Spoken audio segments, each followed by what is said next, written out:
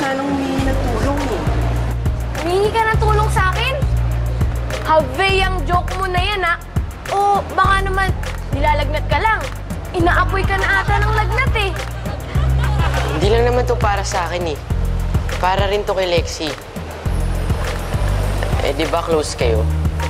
So nakikita mo lahat ng nangyayari sa kanya. Ang tanong ko, masaya ba siya? Eh, bakit hindi na lang siyang tanungin mo?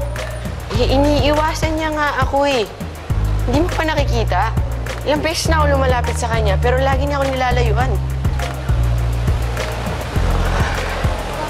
Baka naman, pwede mo akong tulungan. Ganda ng relo mo, ah. Pwede ba yan sa babae?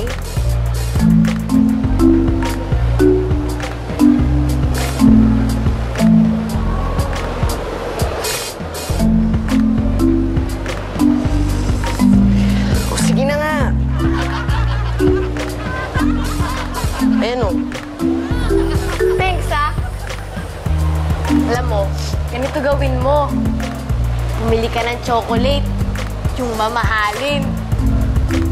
Yun lang? Oo. Salamat, Shirley, ah. Wait lang, ah.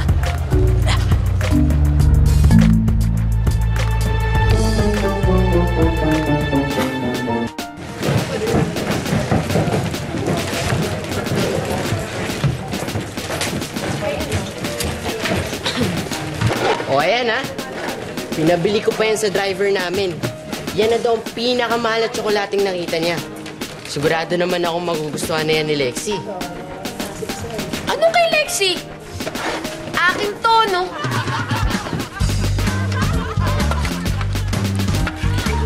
Alam mo, ang utak mo rin eh, no? Hindi ka pa nakontento dyan sa relo ko. Baka naman, pwede mo na akong tulungan niya kay Lexie. Sige na nga.